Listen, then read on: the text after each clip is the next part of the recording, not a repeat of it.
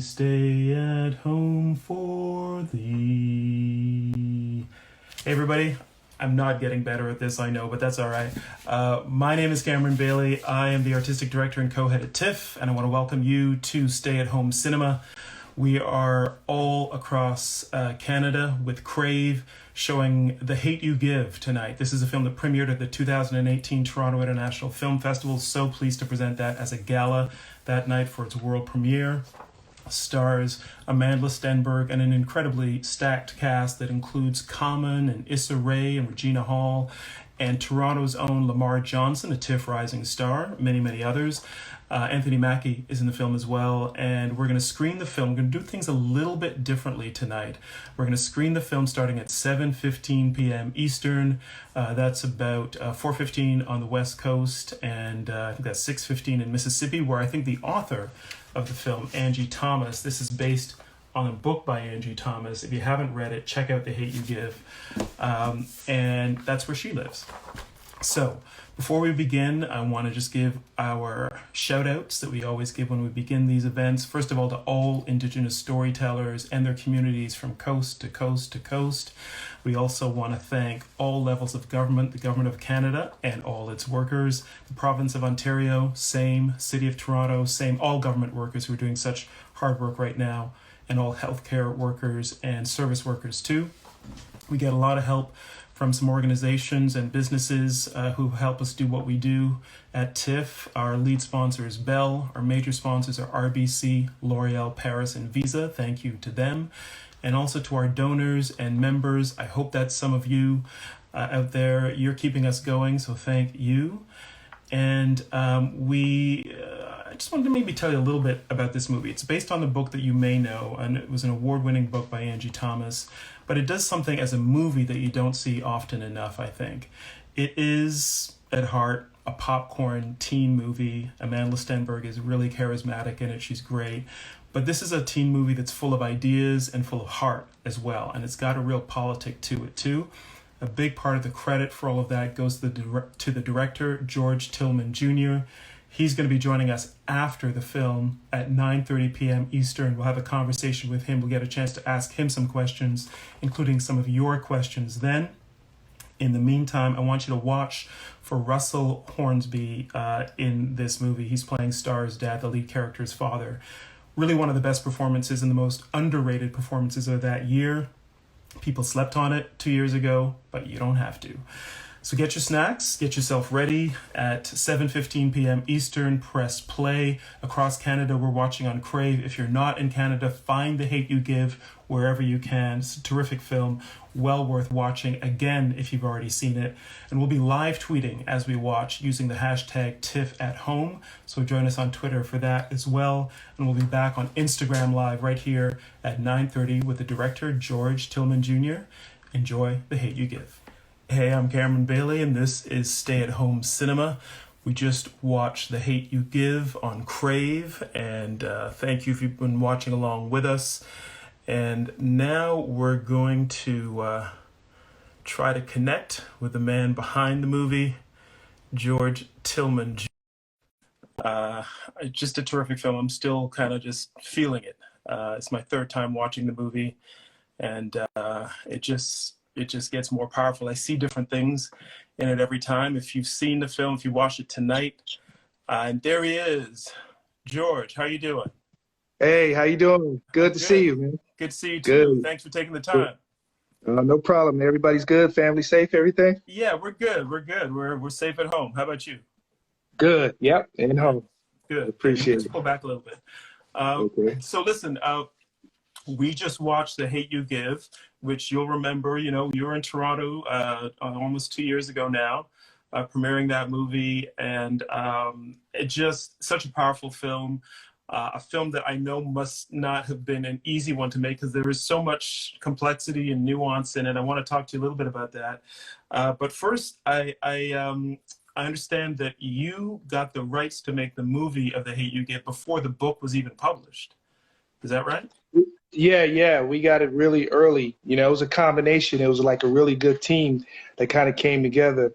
With my company, State Street Pictures, Temple Hill, which is another production company, that we worked with prior to that, and also Amandla at that time as well as, you know, being the star of the film. She was actually read the book early as well, Oh, so and she and was so attached to Starr from the very beginning.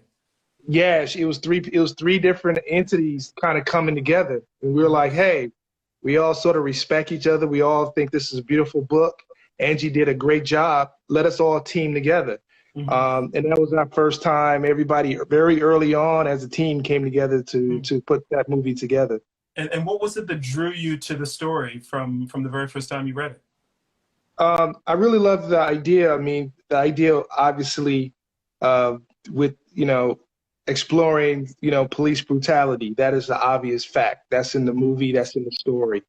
But there's another personal story that was really there. This young girl who's really balancing two different worlds, you know, and, you know, just as an African-American filmmaker working in Los Angeles, you know, I've been in the business, you know. I remember my first film in '97, you know, with Soul Food at Fox, the same movie that made The Hate You Give. And, you know, just as a filmmaker, man, you go into these different worlds. You actually, you got two different lives. You know, you're changing yourself to sell your movie, to let them know, hey, this is how the movie's going to be. And, you know, it's like, so I was able to connect with that as a young, you know, protagonist in this movie. She was really dealing with two different worlds. And it kind of went back to me when my family moved, my father and mom moved me to predominantly public school that was 80% white. Oh, Coming from, yeah, 80, where was that? you know, this was in Milwaukee, Wisconsin, man. I went to a school that was called Clark Street School that was predominantly African-American in the north side of Milwaukee. And I moved over to Browning, which was a whole different world for me. It wasn't as extensive as what Amandla, you know, dealt with going to a private school. You know, her experience was very, very connected to the character. But I know, you know, you change who you are just to be around other people. You're scared to use your voice. You're trying to balance both worlds. You go back home, it's a whole completely different world. Yeah, you're code switching every day. Yeah, every day, and you find yourself in the film business the same way. The great thing is this film was exploration for that for me. And those two worlds converge together, you know, with the ideal of police brutality, the personal story, and it actually got to the heart of why, the systematic racism that goes back, and the character, her father, Mav, you know, explains that, you know. And that is such a great character in the film. The way he's written and also the way Russell Hornsby plays him, I feel like he should have won just about every award that year that there was. It's such a terrific performance. But the character has this real history to him as well, which I really loved in the film. You know where he's coming from. Yeah, it was great. You know, Russell, I remember I saw him in this short film because he's been in the business a long time, and he always does great work. You know, it's so funny when we started promoting the movie, I started realizing how crazy that process was for him, because I think he said he auditioned like 4 times, but it was just me being excited to be around him, you know. You know, yeah, you can tell that once he's got the part. Yeah, you know, it was kind of great because he self-taped for me, and then we sat down and we talked about the character.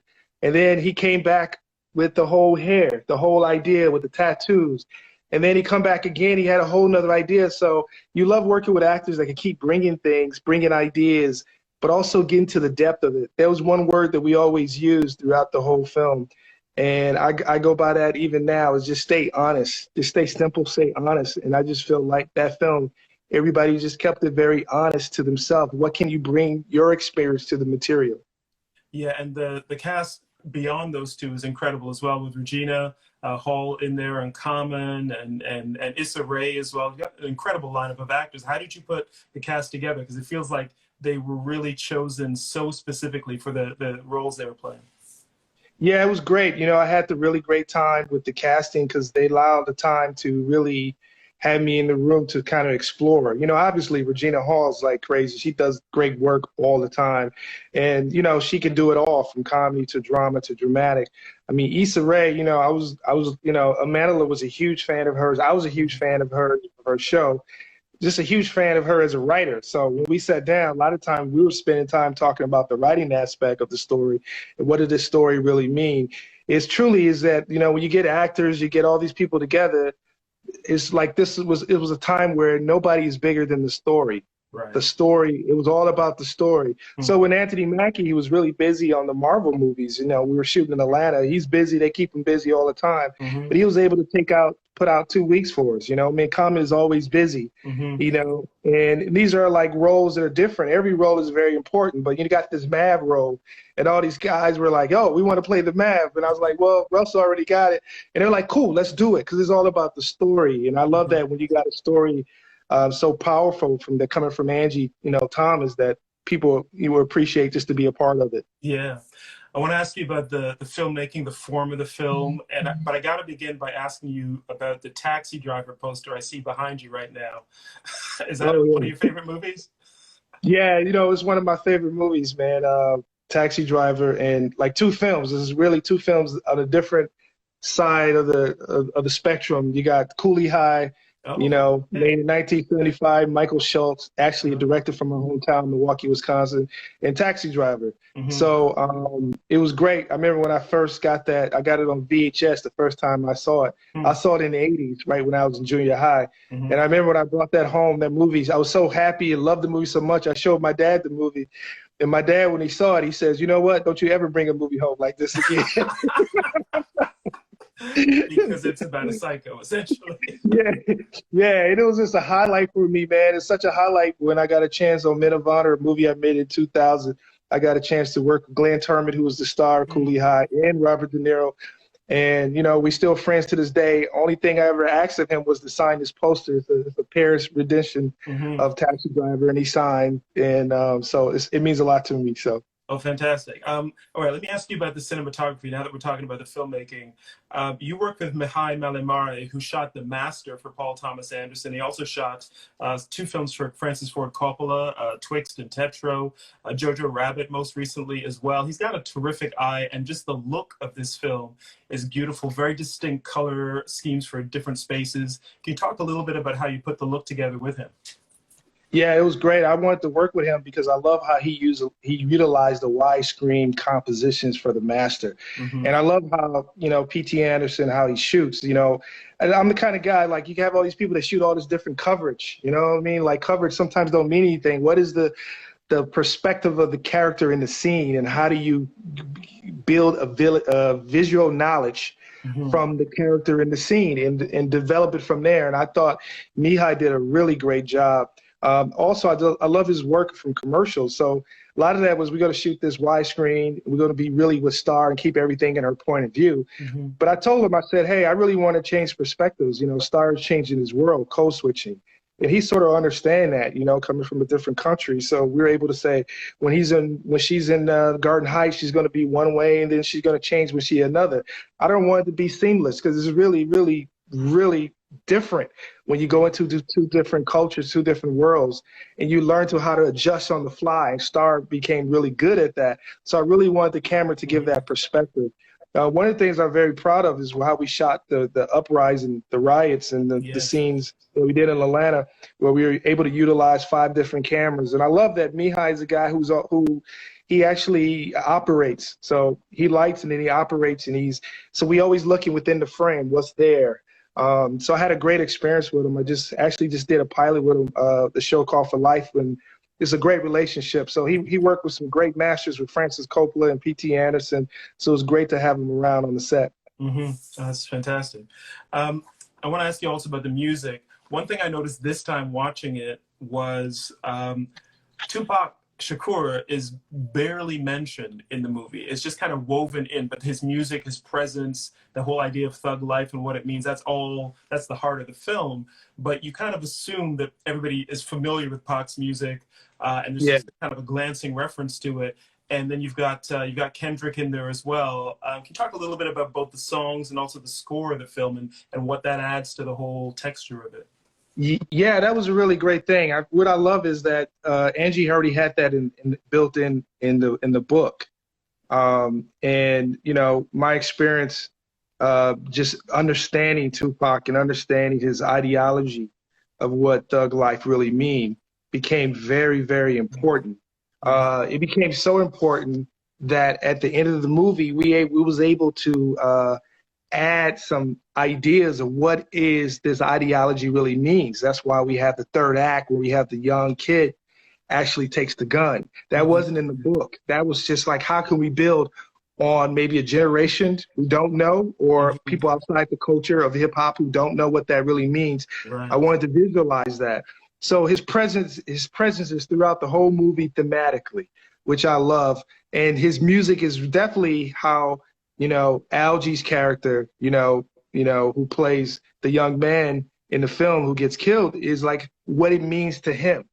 What do Tupac means? And it's interesting because he's a 20-year-old now, and Tupac is from my era in the early 90s. Yeah. But that theme really works, and it really meant something for him, for Khalil and that character. In terms of the score, it was great. I worked with a lot of great guys throughout my life and stuff, and I just came across this score that these guys, my editing team and music editor put together, and Dustin O'Halloran was the guy who just really, it's just like, let's go the opposite way. How do we not like take things to emotional and take it over the top from emotional? The material is already there. Yeah. And Dustin really just came with a really, really good point of view, and I had a great time working with him. Obviously, when you're doing a score, that's the hardest thing, because when you put a film together, you have to put it together with with temp music. And that is sort of the hardest thing for me to do, is to get away from temp music, you know what I mean? But what I love is, I love what he did with Lion. See, he got nominated for an Oscar for Lion, for that movie. And I was just blown away, and he was really brought that to another level. That's another movie that launched in Toronto, actually, Lion. It's a fantastic film. Yeah. Terrific film. We have a question from one of our members I want to ask you. And this is from Nomfanelo Malloy, a TIFF member. Wanted to know, would you collaborate with Angie Thomas on a future project? Yeah, that's going to be great, because we're working on her next book right now, her second book. All right. So yeah, Angie became a really close friend, and I'm a big fan of her writing. That's the most important thing. So we're getting ready for the next book, which still takes place in that world. So I'm very excited about that. Oh, that's fantastic. And in addition to directing classic movies like Soul Food and Men of Honor was at TIFF, it's like 20 years ago. That's 2000. Yeah. Right? Man, yeah, don't say that. But you also produced the Barbershop movies. You've had an incredible career and a real range as well, in terms of the kind of films that you've worked on as a director, as a producer as well. Can you talk a little bit more about what you want to do next? What are the stories you want to tell? What are the films you still want to make? Yeah, it's so great. I've just been blessed that I was able to work with some great individuals, great producers and writers and other directors. And now you see a lot of young filmmakers now, or actors, man. Like, a lot of people are like, now I act and I can write, and they got great scripts and they can do different things. Nobody's doing one thing now, which is really great. And I just felt like, as a producer and as a filmmaker, you want to keep challenging yourself and being around other filmmakers. And some things may not be tonally for me. And then I work with another director, and I just produce, and you learn, you take in things. So that's one of the things that I love doing. What I just found out, like, for me, I'm working on a new project, and I just find like that when it comes to real stories and human experience, how do we change and evolve? It's been challenging because, the Hollywood system is not making a lot of those movies anymore. So you find yourself where a lot of those movies going to different, it goes to streaming, which is great. And you're trying to say, how do I keep making the films that I make about real people? Yeah. And how do you expand humanity and learn something from that? That's what the guys that I grew up I grew up watching those kind of filmmakers. So I just feel like I just want to make things that I can sort of connect with. That's the most important thing. And I think films like The Hate You Give, Men of Honor, Notorious, or Mr. and Pete, the small film I did, like all these things, you know what I mean? It just sort of connect to me. Okay, good. And you still get to make the movies you want to make, which is the most important thing. Yeah, which is interesting, man. I'm still, like, after all these years, I'm still excited, you know what I mean? And the excitement came too, with just being in Toronto and seeing, the film. You know what I mean? And it's like this is the kind of film a lot of people would not have made. You know, and Fox at the time with Elizabeth Gabler and Stacey Snider, these guys took a chance on the film, and they took a chance again because when we made the movie, we had to reshoot one of the characters because one of the actors who played Chris, said some things on YouTube, and then like, what are we going to do? We can't get this. This is the message that we want to have. What do we do about it? And then the first thing they said before us is we got to reshoot because we love this movie. So they put more money into the movie, and in the marketplace where it was at. You know what I mean? So those are the things that that I'm proud of in that process, and want to continue to make films like that. That's good. In terms of continuing to make films, can I just ask you a little bit about what is life like for you right now under COVID-19? How's that changed your work? You know what? It actually got me more dialed in. My wife is going crazy because you see me all the time now, man. I just started thinking like, man, we've been married for so long, but I was like, wow, man, you only married to me because you only see me maybe at nighttime or something. But it's been more dialed in. I'm actually working on a film, but I've started learning living in LA is no driving time. You know what I'm saying? There's no lunches, there's no calls. I have the calls, but it's here. So I just been really focusing. Also, you focus in on your strengths. Yeah. And then you can have time to look at your weaknesses, you know what I mean, at nighttime. So I'm working, I'll get up at like, around 6:30, 7. I work all the way to like 8. And then you're still working because I'm catching up on a lot of all these shows and a lot of films that I bought a lot of Blu-rays, old school. I haven't watched. Now I'm getting to them. I'm watching a lot of more Netflix and learning a lot. But a lot of the work itself, like I said, I'm prepping the films and I'm actually like sort of casting online, which is interesting. Like I'm doing online, like on Zoom. I'm actually talking to actors and meeting actors, and that's been really great. So it's just as much as things are, everything is, the whole life has just been changed, but I try to use it to channel in to be prepared to keep growing, you know what I mean? Isolate them, for a little bit, Good, I'm glad to hear that. I can't let you go without asking about Lamar, Toronto boy, who we are so proud of. He's done great work, Lamar Johnson, in The Hate You Give and so many other films and shows. He's still on his way up. I think he's just 25 years old. What can you tell us about working with him and what he brought to it? Man, it's amazing because Lamar came in and, great actor, great dancer too. He got this whole nother world. Yeah, he got this whole other world that he came from, and he's good at both of them. One of the things I love about him when he came in is always continuing to support and just being a great guy, but immensely talented, you know what I mean? To a point where this is the character. Okay, always coming up with new ideas, always bringing a new perspective. Also, what is the perspective? You know what I mean? At that time, I'm not in my 20s, but he was able to bring this perspective. And I think one of the most things you can really bring to it is, and I hear that he's going into producing and writing as well. He's got a lot of stories to tell. He's an ambitious young guy, one of our TIFF rising stars from a few years back, and he's really on his way up. So I'm glad to see that he's doing so much. Yeah, it's so interesting. I had a lot of Toronto folks. I got one of the people that work very close with me is Mel Ma, who's really worked on The Hate You Give. She's from Toronto. Algee Smith. It's like it's a lot of talent up here. Yeah, and it's so interesting. When I went back there, it was so great because I haven't been there since Men of Honor, and I remember how things change, and it's like a different city that changed. Different town. Yeah, it's all because of the Raptors. All right. Listen, George, I'm going to have to let you go. Thank you so much for taking the time. Thank you for this film, The Hate You Give, bringing it to Toronto in 2018, and then allowing us to share it with people all across Canada tonight. Really appreciate it. Thank you. I want to thank you guys for having the film as well. Thank you very much. Okay, you take care. Take care. Bye-bye.